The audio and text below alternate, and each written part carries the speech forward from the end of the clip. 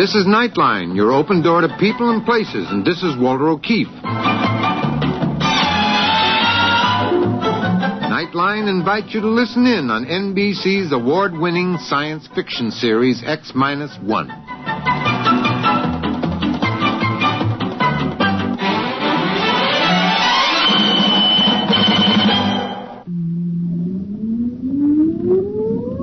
Countdown for blast-off.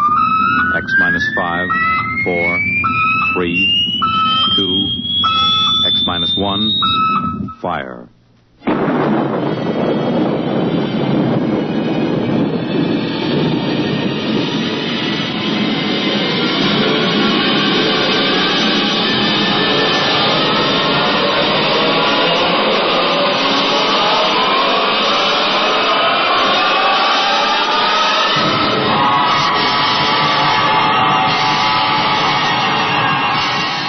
From the far horizons of the unknown come tales of new dimensions in time and space. These are stories of the future, adventures in which you'll live in 1,000,000 could-be years on 1,000 maybe worlds. The National Broadcasting Company, in cooperation with Galaxy Science Fiction Magazine, presents X-1.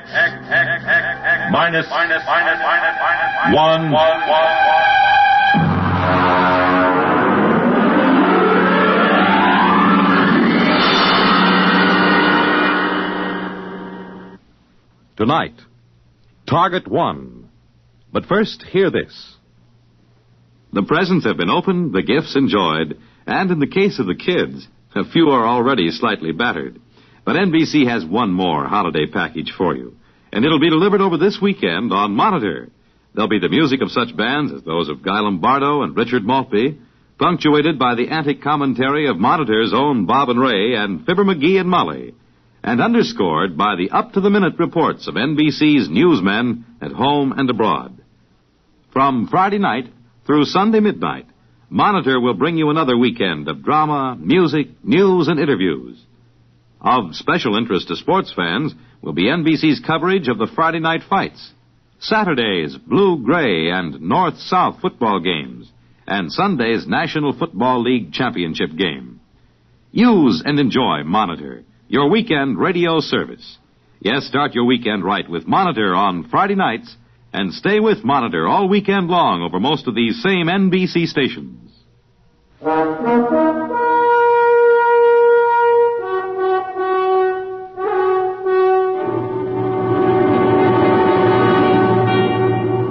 Now, X-1 and tonight's story, Target 1.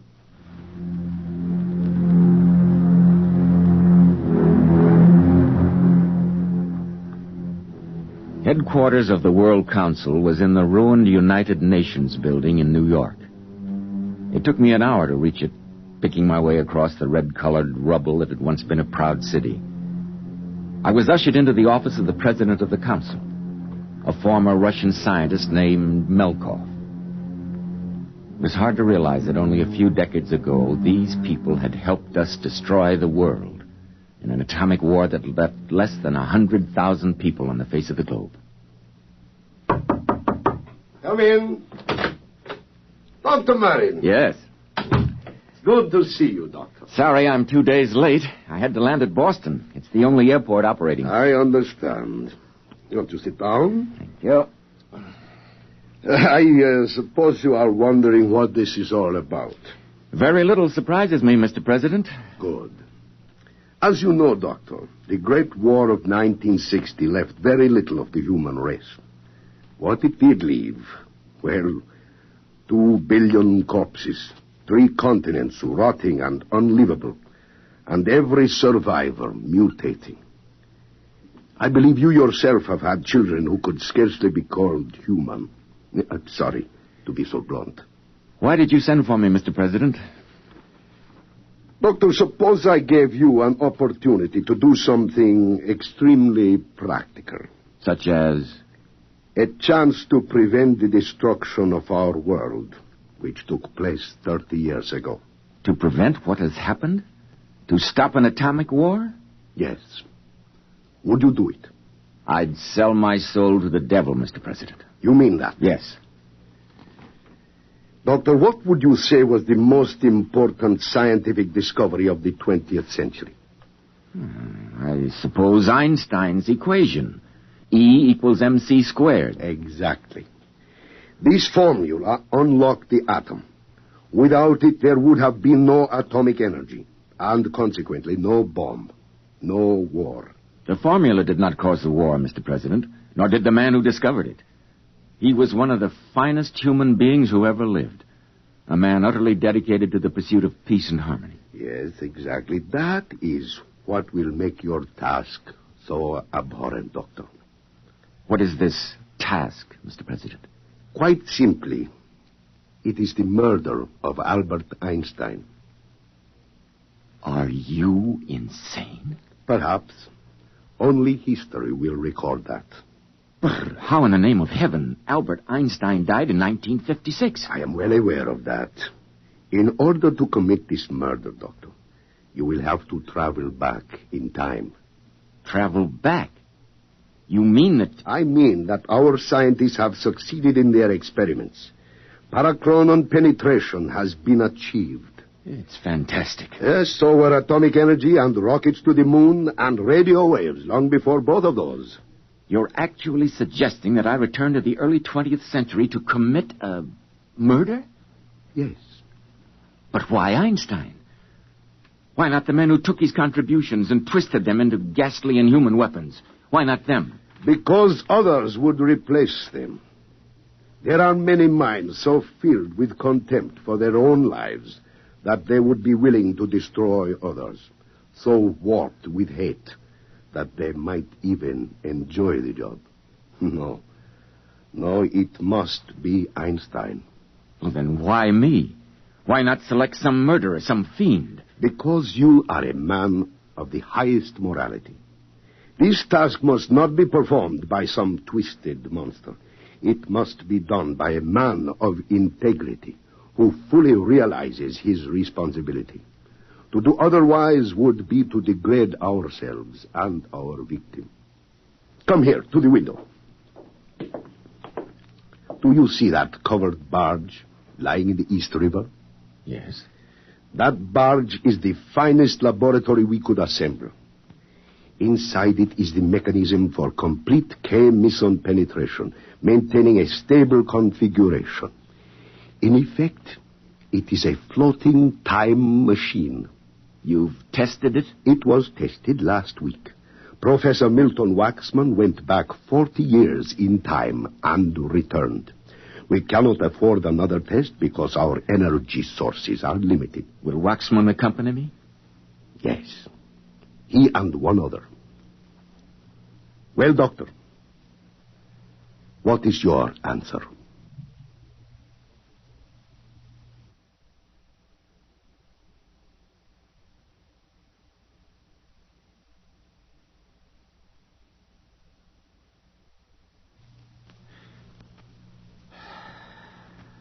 All right. I'll do it.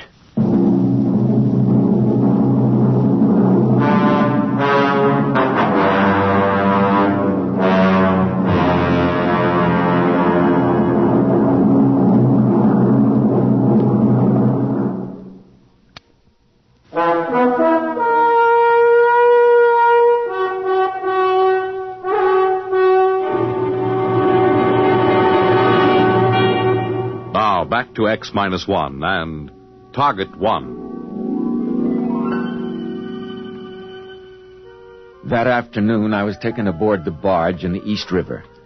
I was left alone in the laboratory to wait for Waxman, the physicist who knew how to operate the chronosphere.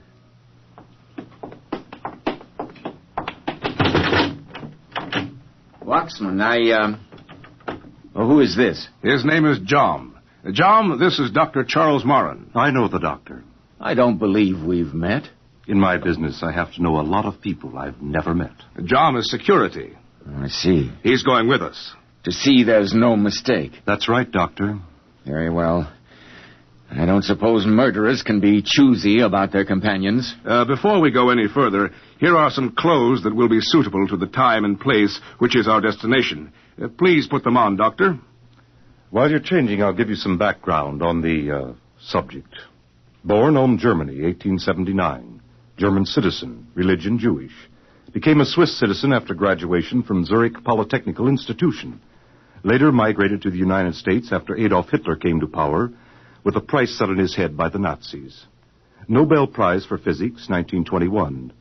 Copley Medal, 1925. Franklin, 1935. Personal habits... Must we do this? He's only doing his job. Go on, John. Personal habits. Works in a bare room with only a pencil and paper. Enjoys sailing, smokes a pipe, never drinks, is a violinist of comfortability. All right, I'm ready. Good. Now just strap yourself into the accelerator seat. Ready? Switch on.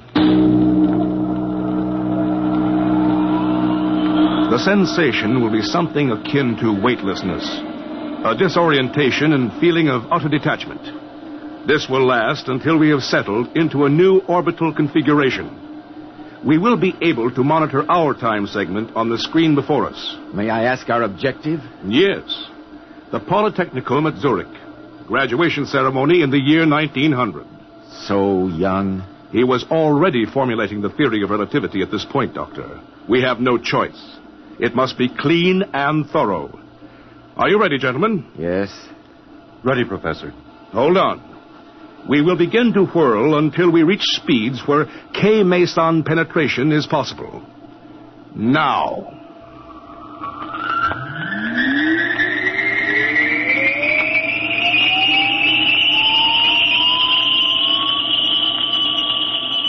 The sensation was unlike anything I'd ever experienced. I felt bodiless, weightless. My consciousness seemed to float free. I was dimly aware of Waxman at the monitoring controls, but otherwise I remember no sensation. Later he told me that it took exactly 1/2 hour to vector in on the right time and place. That was right after the whirling stopped.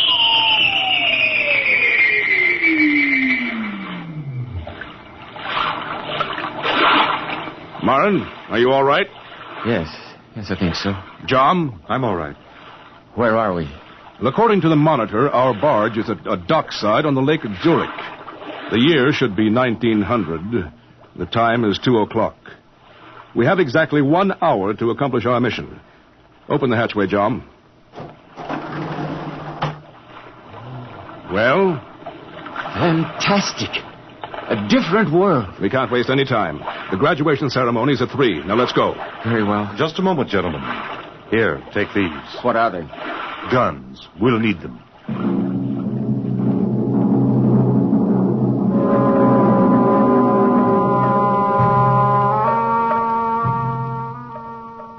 We stepped ashore.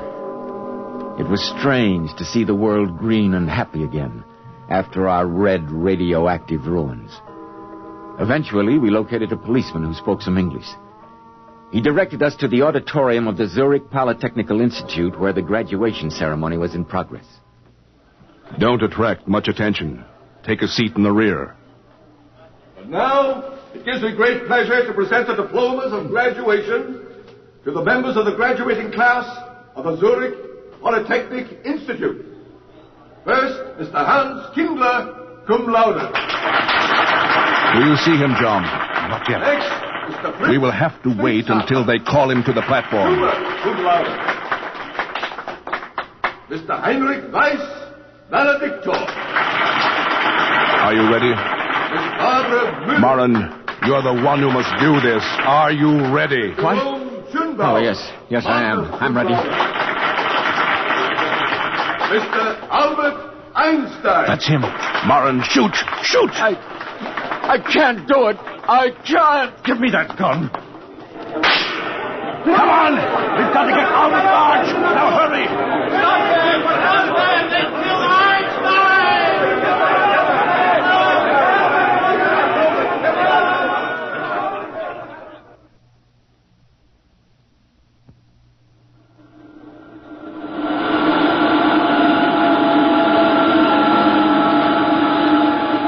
Another few minutes.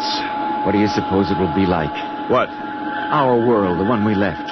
Without atomic fission, I mean. We'll soon know. Well, one thing is for sure. There'll be no mass destruction. The people will be there. The people. Good Lord, there'll be billions of them. And the trees, the green shrubs, and the beautiful tall buildings. He looked very young. We're vectoring in on our year. Now hang on when I start the negative penetration. Brace yourselves.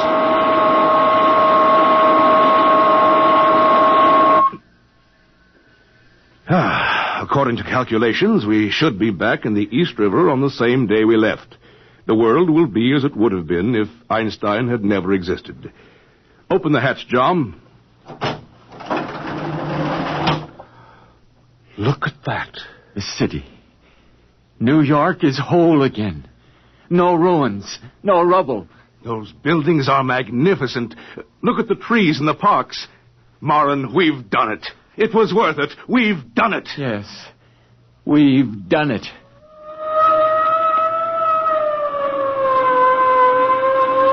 Suddenly from nowhere, an official boat, a police boat. Suspicious of the barge and our parachronon penetration equipment, we were arrested by federal agents. The barge and our time machines confiscated. We were drugged, tortured, questioned interminably. It went on for what seemed like days and weeks. Finally, when they decided that they had had every shred of information we possessed, we were taken before a huge, beetle-browed man who seemed to be a combination scientist and civil authority. Sit him down. Well, Dr. Marin, we seem to have exhausted the possibilities. Tell me, is there anything you and your companions wish to tell me before you're disposed of? Disposed of? A euphemism for murdered. Murdered? Why, what have we done? You haven't done anything yet, but you have a thorough knowledge of nuclear physics, fission reaction, hydrogen bombs, etc. Good Lord, you mean you have the knowledge we tried to keep from you? You got it from us ourselves? Don't flatter yourself, Doctor. We've known the principles of nuclear reaction ever since Kretschwood. Kretschwood? The Brazilian scientist, discoverer of the equation E equals mc squared. I see. Then, well, why are you going to destroy us? Because, my friend, you're too dangerous. You know too much. Information could leak to our enemies. Important principles. Enemies? Oh, yes, I forgot. You have no knowledge of contemporary affairs. Beneath this building, deep in the earth, there is a thorium pile going. Thorium? Oh, U-235? Yeah, would be better, yes. Our scientists are working that out. The problem of separation and so on. It's a highly secret project, naturally. We call it only by the name Manhattan Project. Manhattan? Oh, no, it couldn't be. It's too coincidental. Yet I see it's true. You're going through exactly the same steps. In a year, you'll have an atom bomb. Then soon after, a hydrogen bomb. Then intercontinental missiles, and then... You seem to have great powers of prophecy, as well as great scientific knowledge. My friend, did you ever hear of a man named Einstein? Albert Einstein? Einstein? No. I never heard of him. Then the futility of it struck me. The futility of trying to place the guilt of all of us on any one man. The futility of trying to do something worthwhile by evil means. And finally, the futility of trying to murder an idea. As they led me to the execution cell, where I now wait, the words of a man whose books were destroyed in the war rang in my brain. The fault, dear Brutus, lies not with our stars, but with ourselves.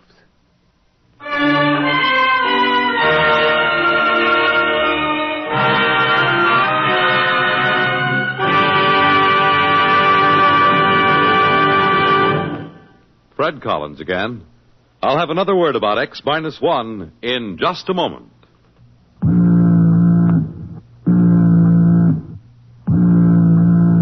Right how you feel, blue and miserable with a deep-down cold? Listen. Every second someone takes it for the miseries of a cold. Millions more take bromoquinine. Every second someone takes it for the miseries of a cold. Bromoquinine. More people have taken more bromoquinine cold tablets for more complete relief than any other cold tablet ever sold. You could use aspirin or cough syrups or nose drops all day and not get bromoquinine's relief. Bromoquinine works to relieve stopped-up nose, body aches, fever, irregularity, the blues, and headache, too. Yes, more complete relief for even virus colds. For bromoquinine is the only cold tablet sold with wonder-working quinine and 5 other medicines health-fortified with vitamin C. Remember, every second someone takes it for the miseries of a cold. Millions more take bromoquinine. Get bromoquinine brand cold tablets. You have just heard X-1 presented by the National Broadcasting Company in cooperation with Galaxy Science Fiction Magazine, which this month features Kill Me with Kindness by Richard Wilson. What would you do if you found yourself in a place where your every whim was granted? Don't worry. You wouldn't be the first to spoil utopia by attempting to improve it. Galaxy Magazine, on your newsstand today. Tonight, X-1 has brought you Target 1, a story from the pages of Galaxy written by Frederick Pohl and adapted for radio by George Lefferts. Featured in our cast were Joseph Bell as Dr. Marin, Frank Silvera as President Malkov, Dean Almquist as Professor Voxman, Al Collins as John, Guy Rep as the official, with Charles Webster. This is Fred Collins speaking. X-1 was directed by George Boutsas and is an NBC Radio Network production.